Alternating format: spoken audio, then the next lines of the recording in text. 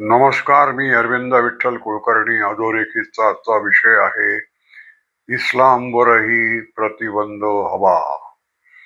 मित्रहो, पहलगामच्या आतंकवादी हल्ल्यावर प्रतिक्रिया व्यक्त करताना पंतप्रधान नरेंद्र मोदी यांनी जी भाषा वापरली आहे ती 1947 मध्ये त्यावेळच्या भारताच्या पंतप्रधानांनी वापरायला हवी होती.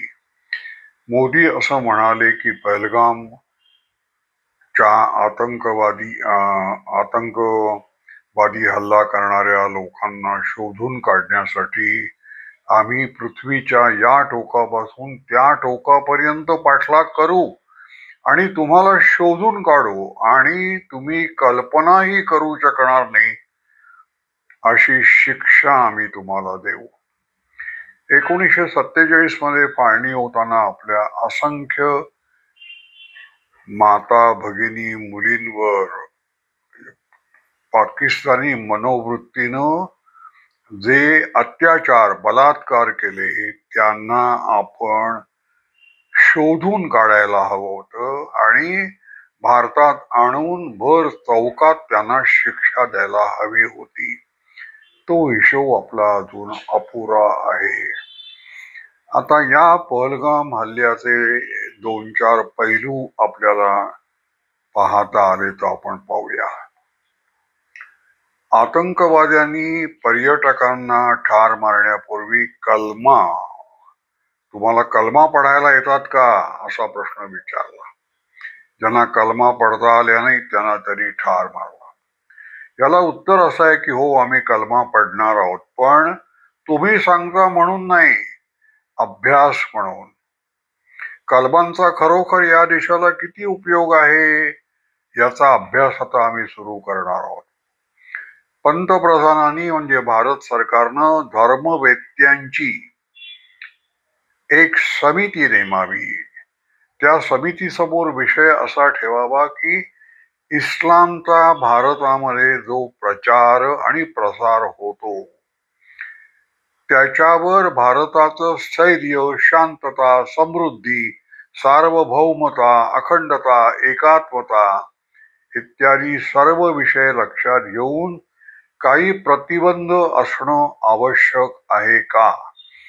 मग कुराणातील प्रत्येक आयताचा अभ्यास चिकित्सक दृष्टीनं करून भारताच्या भावविश्वाशी कुराणातला काही भाग जर विसंगत असेल तर तो शिकवायला, त्याचा प्रसार करायला, त्याचा प्रचार करायला आपल्याला बंदी घालता येऊ शकते. त्या दृष्टीनं सुरुवात व्हायला हवी. म्हणजे हिंदूंना तुम्हाला कलमा पढता येतात का असा प्रश्न विचारण्याचे काय परिणाम दूरगामी होऊ शकतात याची कल्पना पाकिस्तान मधल्या आतंकवाद्यांना येऊ शकेल. दुसरं कसं आहे पहा की हिंदू हा आग्रही नसतो, हिंदू हा उदासीन असतो, हिंदू हा फाजील तत्वनिष्ठ असतो इत्यादी अनेक समस्यांना कारणीभूत हिंदूंची ही वृत्ती आहे. ती बदलायला हवी. ते कसं ते आपण पाहू. या काश्मीरमध्ये इस्लाम शिरला कधी हो? 13व्या शतकात शिरला. त्याआधी तिथे हिंदूंचंच राज्य होतं. पांडवांनी तिथे राज्य केलंय, त्यामुळे हिंदूंचंच राज्य तिथे होतं. 13व्या शतकात काश्मीर जवळच्या प्रदेशातील कोणी एक राजा, त्यावेळेला तो एखाद्या टोळीचा प्रमुख सुद्धा असेल, त्यांनी काश्मीरवर आक्रमण केलं, काश्मीर जिंकून घेतलं आणि तो वनवासी होता किंवा कसा होता माहित नाही, पण त्याला धर्म असा नव्हता. प्रस्थापित धर्म ज्याला म्हणतात, निसर्गपूजक तो असेल पण प्रस्थापित धर्म त्याला नव्हता आणि त्याला हिंदू धर्म हवा होता. तो म्हणाला मी आता राजा झालोय तर राजाला धर्म पाहिजे, म्हणून त्यांनी हिंदू धर्मवेत्यांकडे अगदी बाबा पुता करून मला हिंदू धर्मात घ्या, मला हिंदू धर्म हवा आहे अशी मागणी केली. दिवस गेले, महिने गेले, काही वर्ष गेली. हिंदू धर्मवेत्यांनी फाजील तत्वनिष्ठेच्या आहारी जाऊन असं सांगितलं की हिंदू धर्म बाहेरून कोणालाही असा प्रवेश देत नाही. हिंदू हा जन्मावाच लागतो, त्यामुळे आम्ही तुला हिंदू धर्मात घेणार नाही. आता या राजाला धर्म हवा होता. तो आपल्या महालात बसला असताना एके दिवशी खिडकीतून त्याला खाली कुणीतरी कुराणातल्या आयता म्हणतंय. त्याला माहित नव्हतं हे कुराणातलं आहे म्हणून, पण कुणीतरी आयता म्हणतंय म्हणून त्यांनी डोकावून खाली पाहिलं तर एक धर्मगुरू मोठ्याने आयता म्हणत चालला होता. त्यांनी त्याला राजांनी वरती बोलावलं आणि सांगितलं, तुम्ही काय करताय? ते म्हणाले, मी इस्लामचा प्रचारक आहे, धर्मगुरू आहे, मी आयता म्हणतोय. इस्लाम हे काय आहे? मग त्यांनी सांगितलं इस्लाम म्हणजे काय. मग तो म्हणाला, मला इस्लाम मध्ये प्रवेश मिळेल का? हो मिळेल ना. आणि त्यांनी त्याला इस्लामची दीक्षा दिली आणि तो इस्लामी झाला, तो मुसलमान झाला.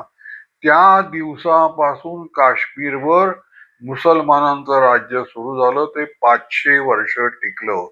ते इसवी सन 1300 ते इसवी सन 1800, 500 वर्ष काश्मीरमध्ये मुसलमानांचं राज्य होतं. 18व्या शतकात पंजाबचा महाराजा रणजित सिंग यांनी काश्मीरवर आक्रमण करून काश्मीर जिंकलं. त्या दिवशी काश्मीरात जे हिंदू शिल्लक राहिले होते त्यांनी दिवाळी साजरी केली.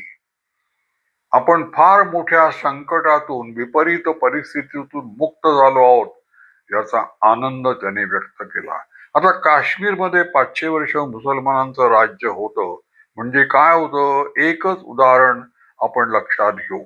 हे काश्मीरचे जे सुलतान होते, ज्यांना मनोरंजनासाठी, मनोविनोदनासाठी ते कोणता खेळ खेळायचे, त्यावेळेला टीव्ही किंवा असे मोठमोठे स्टेडियम्स नव्हते, क्रीडांगण नव्हती आणि त्या दृष्टीनं मर्यादित साधनं होती.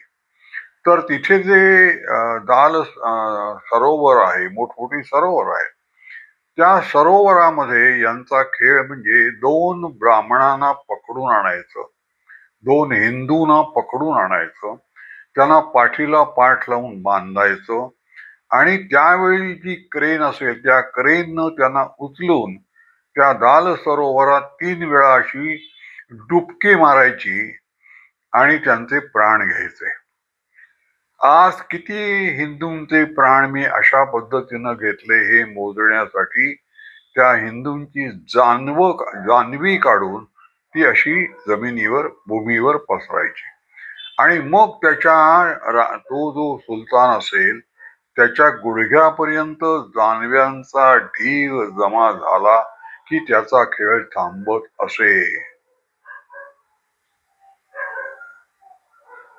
आत्ता म्हणजे इस्लामची पद्धत, तुम्ही तुमचा प्राण हा त्यांचा मनोरंजनाचा विषय असतो. तिथे माणुसकी, मानवतावाद वगैरे काही नसतं. तुम्हाला तडफडताना मरणं याच्यात त्यांना आसुरी आनंद होतो. काश्मीरमध्ये मुसलमानांच्या राज्यामध्ये डोंगरावर हत्ती चढवताना एकदा हत्तीचा पाय घसरला आणि तो दरीत पडला आणि तो खाली पडताना हत्ती साहजिकच मरणाच्या भीतीनं किंचाळत होता. तर त्याचं किंचाळणं जे आहे ते या सुलतानाला इतकं आनंद देणारं ठरलं की त्यानंतर तो 2-4 दिवसांनी एक हत्ती असा दरीत ढकलून देत असे. यांचा स्वभाव कसा होता, दुसऱ्याचा अंत हा यांच्या आनंदाचा उगम असतो. हे स्वरूप आपण लक्षात घेतलं नाही इस्लामचं, की इस्लाम हा सुखाचा, शांतीचा असा धर्म आहे का? आपल्या नाशात त्यांना आनंद आहे. तर याच्यावर प्रतिबंध आपल्याला आणायला हवेत असा विचार आपण करायला पाहिजे. तिसरा, आणि हा मुद्दा काय आहे की आपण एक राजा म्हणतोय की मला हिंदू व्हायचंय, आपण त्याला हिंदू केलं नाही, त्याचे परिणाम आहेत. मग त्याचे परिणाम जे आपण भोगतो आहोत त्याच्यावर आता आपणच समाधान शोधून काढलं पाहिजे की आपण हिंदुत्वाच्या प्रसाराला वाहून घेतलं पाहिजे. या ना त्या मार्गाने. तुम्ही प्रत्यक्ष प्रसार करायला पाहिजे असं नाही, पण जे प्रसार करणारे आहेत त्यांच्या मागे खंबीरपणे उभं राहिलं पाहिजे. तुम्ही तुमच्या गावात विश्व हिंदू परिषदेची शाखा आहे की नाही याची चौकशी करायला पाहिजे. आणि तुमच्या धार्मिक ज्या काही समस्या असतील, अमुक ग्रहण कधी लागणारे आणि काय पंचांग कसं बघायचं, तुम्ही त्या विश्व हिंदू परिषदेच्या कार्यालयात जाऊन आपलं समाधान करून घेतलं पाहिजे. तुम्ही देवळात गेलं पाहिजे, तुम्ही पुजाऱ्यांना भेटलं पाहिजे. हिंदुत्वाचा प्रचार, हिंदू धर्माचा प्रचार तो न केल्यामुळे काश्मीरचा प्रश्न उद्भवलेला आहे. हे कायमचं मनात लक्षात ठेवा आणि हिंदू धर्माचा, हिंदू संस्कृतीचा प्रचाराला आपण या ना त्या निमित्तानं वाहून घेतलं पाहिजे. आता तिसरी गंमत काय पहा की इस्लामच्या आतंकवाद्यांनी तुमच्या डोक्यात गोळ्या मारल्या. गोळ्या मारल्यामुळे आमचा प्राण घेतलात तुम्ही, पण आमच्या डोक्यात जी बुद्धिमत्ता आहे, जो मेंदू आहे, तो तुमच्या ताब्यात कधीच येणार नाही. हे आता उत्तर त्यांना द्यायला हवंय. त्याची सुरुवात छोटीशी झाली पहा. 2 मेला काश्मीरमध्ये मला आता त्याचं नाव नीट आठवत नाहीये, पण पहलगाम जवळ तिथेच हे पुस्तकांचं गाव अशी जी चळवळ महाराष्ट्रात सुरू झाली आहे की एखाद्या गावामध्ये काही घरं अशी निवडायची की तिथे पुस्तकांचे साठे, पुस्तकांचा संग्रह, आणि मग गावातल्या लोकांनी तिथे जायचं आणि ती पुस्तकं वाचायची. काश्मीरमध्ये पहलगाम जवळ बारी पोल किंवा असं काहीतरी त्याचं नाव आहे आणि आराराम असं काहीतरी त्याचं, आरागाम असं त्याचं नाव आहे. तिथे आता 2 मेला ही पुण्यातली सरहद्द संस्था आहे ना, ती आता तिथे पुस्तकांचं गाव शोधून काढतंय. त्यामुळे तुम्ही आमच्या डोक्यात गोळी मारून काही उपयोग होणार नाही. आम्ही आमचा मेंदू व्यवस्थित आम्हाला पाहिजे तसा वापरू शकतो. याचे महाराष्ट्रात काय परिणाम होणार आहेत, ज्यांना ज्यांना पहलगामच्या हल्ल्याचा राग आलेला आहे, ज्यांना त्याचा प्रतिकार करायचा आहे, त्यांनी सोपं काम करायचं म्हणजे जवळच्या ग्रंथालयात जाऊन त्याचं सभासदत्व स्वीकारा. सभासद व्हा ग्रंथालयाचे, ती चांगली सवय आहे. दुसरं काय करायला पाहिजे की जेवढी म्हणून महाराष्ट्रात ग्रंथालय आहेत त्यांनी आपल्या ग्रंथालयात पाकिस्तानवर, आतंकवादावर, हिंदुत्वावर, राष्ट्रवादावर, युद्धावर जेवढी म्हणून पुस्तकं आहेत त्याचं प्रदर्शन भरवावं. 2-4 दिवस ते प्रदर्शन राहू दे, लोकांना येऊ दे, बघू दे, आणि ती पुस्तकं वाचण्याचा त्यांनी आग्रह करावा. जी पुस्तकांची दुकानं आहेत त्यांनी सुद्धा आत्ता मुद्दाम या विषयावरील जी पुस्तकं आहेत ती बाहेर दर्शनी भागात त्यांचं प्रदर्शन भरवावं, लोकांना बघू देत.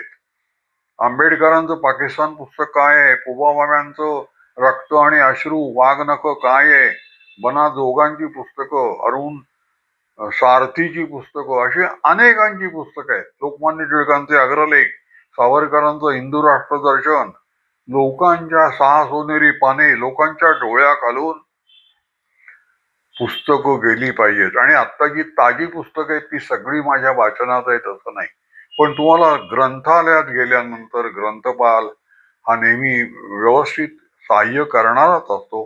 तो तुम्हाला चांगलं व्यवस्थित सहाय्य करेल. अशा प्रकारे आपण जर याचा अभ्यास केला तर आपल्या मनात प्रतिकार कसा करावा, जेणेकरून या इस्लामच्या शिकवणुकीतून हे सगळं निर्माण होतंय का. मग इस्लामच्या शिकवणुकीवर उत्तर काय, तो आतंकवादी तुम्हाला कलमा येतायत का म्हटल्यानंतर घाबरून आपण उद्यापासून असा विचार हिंदू करू शकतात, चला आपण कलमा पाठ करूया म्हणजे मग आपल्याला हल्ला कोणी केला तर कलमा. अहो तसं नाहीये. ते तुम्हाला म्हणतील कलमा पाठ केला, चुनता केले का दाखव, मग तुम्ही काय करणार आहात. त्यामुळे तसं नका करू. तुम्ही उत्तर कसं शोधलं पाहिजे, ते आपल्याला कलमाचा आग्रह करतायत का. यापुढे आपण कोणतीही खरेदी करताना, अगदी कागद, पेन्सिल, बटाटे, कांदे, टोमॅटो, चॉकलेट, काही फरसाण, काही खरेदी करताना जय श्रीराम असं म्हणावं. समोरचा माणूस त्याला प्रतिसाद म्हणून जय श्रीराम म्हणतोय की नाही बघा. तो म्हणत असेल तर आनंद आहे, म्हणत नसेल तर दुसऱ्या दुकानात जायचं. इतकं सोपं आहे. तुम्ही त्याला कलमा म्हणायला सांगत नाही आहात, तुम्ही त्याला हनुमान चालिसा म्हणायला सांगत नाही आहात, तुम्ही त्याला भगवद्गीतेतले श्लोक म्हणायला सांगत नाही आहात, अध्याय मनाचे श्लोक म्हणायला सांगत नाही आहात. तुम्ही फक्त जय श्रीराम म्हणायचंय. समोरचा माणूस कसा प्रतिसाद देतो याच्यावर त्याच्याकडून खरेदी करायचं की नाही हे तुम्ही ठरवायचंय. असे उपाय तुम्हीच शोधून काढले पाहिजे. त्या डोक्यात गोळी घालून काही होणार नाही हे आतंकवाद्यांना आपण समजावून सांगितलं पाहिजे. आमचं डोकं तुमच्या ताब्यात कधी येणार नाही आणि छातीत गोळी घालून आमचं हृदय तर तुम्हाला कधीच मिळणार नाही. अशी उत्तरं आपण त्यांना देऊ शकलो पाहिजे.